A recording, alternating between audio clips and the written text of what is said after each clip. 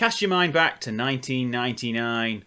Football Manager was still called Championship Manager.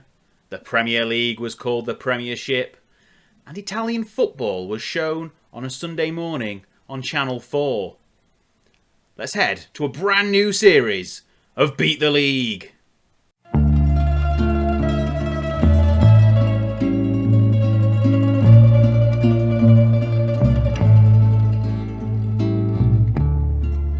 Hello there and welcome back to Anderzbaz FM, and today we have a brand new series. We're back in the time machine once again and we're heading back to 1999 and Serie A with AC Milan. Do you like the new overlay? It says GOLACCIO.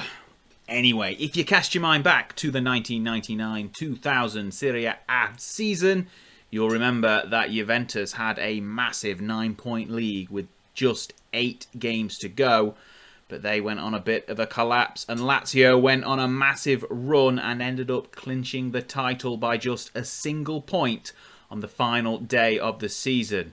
Now, our hosts today, AC Milan, finished 10 points further back in third place, ahead of our city rivals Inter, but well off the distance, well off the pace of the champions in the end. So that will be our goal, to at least finish third, but ideally make a proper challenge for the league title. Now, before we get into everything properly, if this is your first visit to the channel, please hit that subscribe button. It would help out no end. And if you enjoy today's video, there's a big thumbs up like button down there as well. I'm sure you know the drill by now. Hit that. Throw some comments down below. Let me know your thoughts on today's episode. I've got some tactics later, which I'm sure everyone will have a bit of a comment to have about them. But anyway, let's get into the game and meet the AC Milan squad. Now, here we are then. It's 1999. Ignore the fact it says 2019. We've been over this before. We are facing Sven-Göran Eriksson's Lazio today in the second game of the season. And as you can already see, Gennaro Gattuso is suspended. But before we do that, let's have a look at the squad. If we order by the staff's view of ability, you'll notice the two biggest players, best players, are Shevchenko, who we look at here is pretty incredible. Look at his baby face. Lots of high teens in plenty of stats. A finishing of 19. He is going to be banging the goals in, no doubt. But yeah, he is a pretty well-rounded, fast striker. And he will be leading the charge for the Rossoneri. But at the other end of the pitch in defence, we've got Paolo Maldini, who for some reason can't have his famous number 3 shirt because it is retired for Paolo Maldini. Anyway, so he's 23 in the game, but we'll just ignore the 2 at the beginning. But if you look at that polygon, look how incredible. He's just everywhere. He is incredible. I mean, tackling of 20. He's going to be unstoppable. Obviously, he's a left back as well as a centre back, but he's just got incredible stats. I don't know what else you can say about him. He is just the talisman of this squad, the club captain. He's nearly got 100 caps for Italy at this point as well.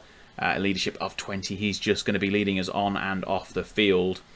Some other stars, so Oliver Bierhoff of German Euro 96 fame, another elite level striker, some great finishing again of 20, and he is probably not as well rounded or as fast as Shevchenko, but he is 9 years is his senior and is a very much complete target man. A great partnership up front, I'm sure they will make. Elsewhere, we've got Leonardo, the Brazilian international on the right wing. Some great vision. He's going to be racking up the assists, I am sure. At 29 years old, he is still in his prime. All other players, we've got young goalkeeper Christian Abbiati, who is very much the leading goalkeeper of the squad. I believe he's definitely ousted Sebastiano Rossi as the number 1 going into this season, and he's probably, hopefully, going to be making his Italian debut soon as well. some great stats across the board once again, and that will be familiar for a lot of our star players. Someone who probably won't be featuring in the starting 11, but he's still really high up on the list of ability, is George Weah. And with a finishing of 15, he's looking quite weak in that department compared to our other two strikers, but he will definitely be making an impact in the side. He doesn't quite have the quality of Shevchenko or Bierhoff, but at 32 he is still going to be able to make some impact in plenty of games for us this season. Now, broadly speaking, this is a pretty good side. One that should, if we look at the season preview, should feature quite highly. Yep, they feature third, so we are predicted to finish ahead of eventual champions Lazio. But we will see how that goes. We're unfortunately behind Inter, who we will hopefully be better than. I imagine this is going to be Juventus' season to lose. If we look at Juventus' squad, which we'll have a proper look at in detail when we face them going forward, they have got a lot of star players.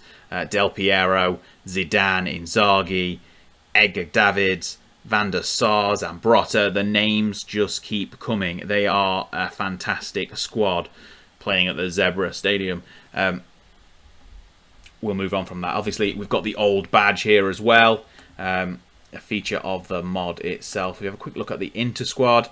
They've got plenty of familiar faces: Ronaldo, Vieri, Blanc, Di Baggio. Lots of players you will be familiar with if you are a fan of this time period. And if we look at the Lazio squad as well, with Sven Goran Eriksson, star player of Alessandro Nesta. We've got Nedved, Varane, Inzaghi, Simeone. There's so many good players in all of these sides. It's going to be a real fight to see if we can clinch any sort of silverware by season's end. Right, so we've had a look at the squad. We've had a quick look around the league. Let's get into the thick of the tactics. It's an unfamiliar asymmetric formation for me. I'm generally someone who plays with more traditional, usually 4-4-2. But we've gone with a 4-3-3 asymmetrical with Leonardo on the right wing and Shevchenko as a left-sided forward and Bierhoff down in the centre of the attack. I've done this for a couple of reasons, namely because Leonardo is better on the right wing and we haven't got an equivalent on the left-hand side, so it was going to be asymmetric whatever happened. And we've just got an array of talent in the other positions. So I did look at doing a 3 at the back, which is our second tactic. But again, we haven't quite got the players to pull that off. And with the wing backs rather than the wingers, it's kind of a bit of a secondary tactic by design. But back to our original one. We've gone with this because I think it opens up the strengths within the side. We've got plenty of central midfielders who are good enough to be in the squad as well, so it makes sense to have 3 of those and 1 winger rather than trying to get someone shoehorned into a left wing position. And we definitely want to keep the 2 up the top. I mean, ideally we'd have 3 up the top as well, but if we go for a straight 4-3-3, we kind of don't have anywhere to put Leonardo either. So it's swings and roundabouts, but I think this is going to be the tactic we're going to settle on. Obviously, we'll get into the season and see how things fare. But so far, this is what we are going to go with. And in terms of a best 11, this is broadly it, apart from the aforementioned Gattuso, who managed to get himself sent off in the first game of the season. But we've got Abbiati in goal, a back 4 of Maldini, Sala, Costa Curta and Helveg, midfield of Albertini, Gattuso rather than Boban generally, and Ambrosini, and then Shevchenko, Bierhoff and Leonardo as the front 3. Now, I've mentioned the first game of the season. That was a 1-0 victory away at Torino. Shevchenko got an early goal, but Gattuso got himself sent off before the half-hour mark, and we just sort of hung on. They didn't really have any chances. I think it was 15 shots to 2 in the end. But it was a solid victory to get 3 points to kick off the season. And the next game, today's game, is going to be a big one against Lazio. We are hosting them at the San Siro, but it's going to be a big 6-pointer early on. And you can see already here the Champions League group has been drawn as well, and we've broadly been given a pretty easy ride. Feyenoord, Sturm Graz and CSKA Moscow are definitely among the weaker sides we could have been drawn against. So I think our chances of getting out of the groups are pretty high, but obviously that won't be our focus in the early part of the season. The league will be the focus. And if we get through the knockout rounds and get towards something more like a semi-final or a final of the Champions League, we'll do a bit of a one-off special to cover those in more detail. Now, this is the situation in the league. Not much to write home about. Played one, won one, scored one, conceded none. And this is the tactics for the day. The only change to our best 11 being Boban being brought on in place of the suspended Gattuso. Right, enough talking. Let's get into the match and see whether we can beat Lazio. And we have a highlight straight away. Advancing down this near side, and Leonardo already unlocking some pace, and he's been challenged as we get into the box.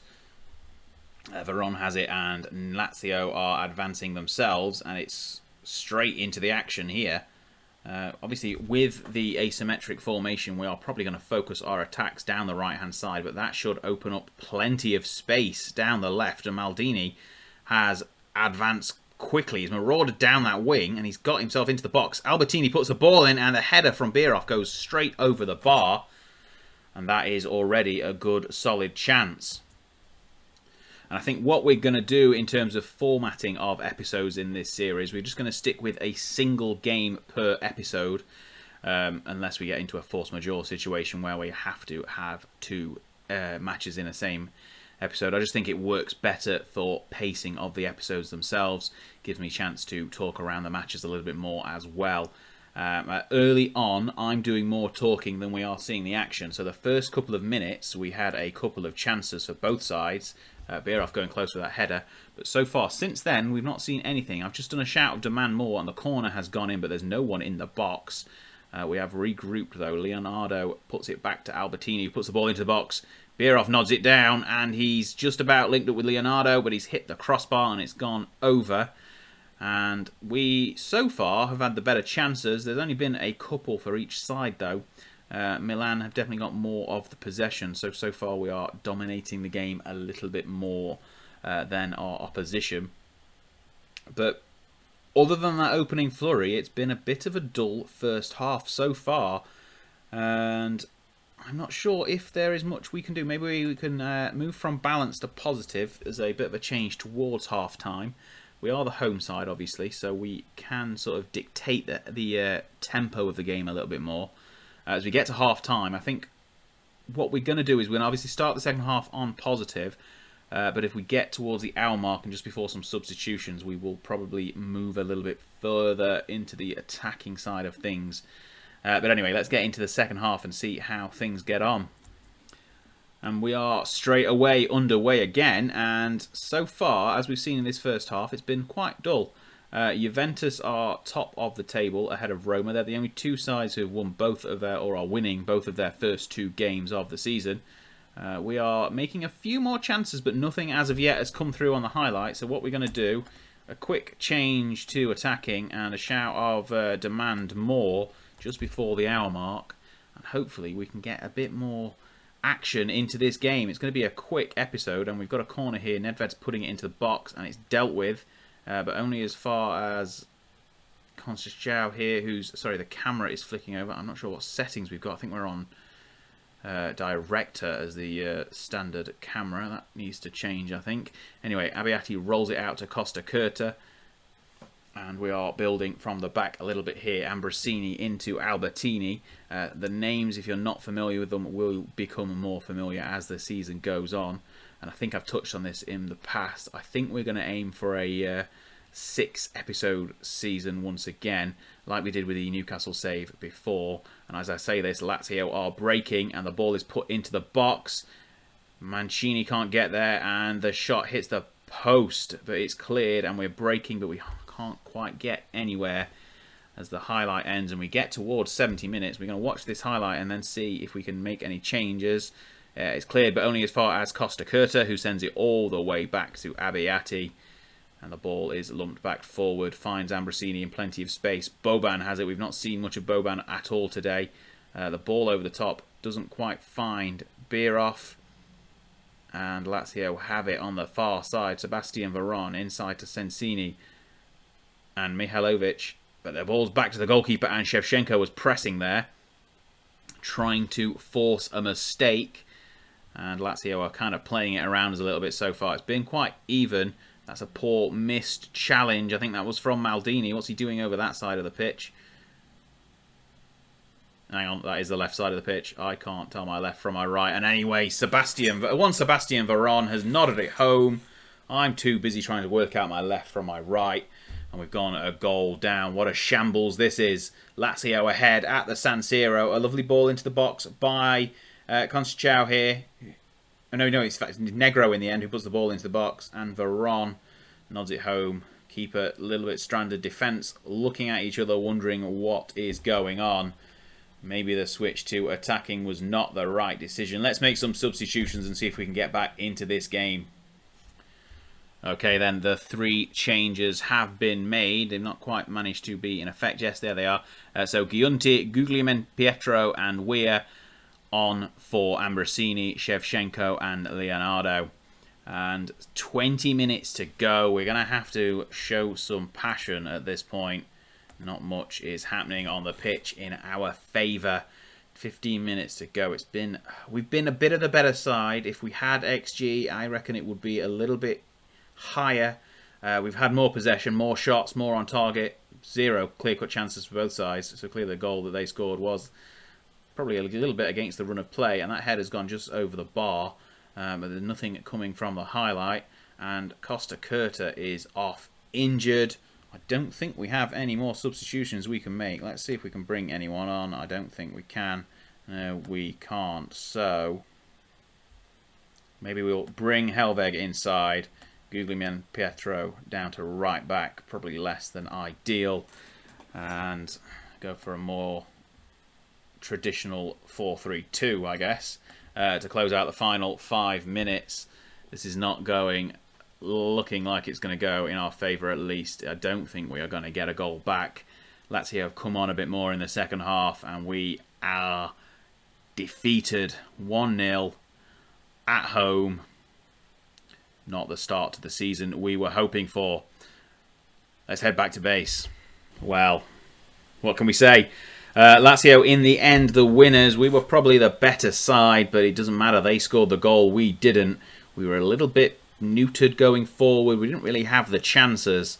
And in the end, we have gone down 1-0. And if that is the sign of how the season's going to go, maybe a championship challenge is not on the cards.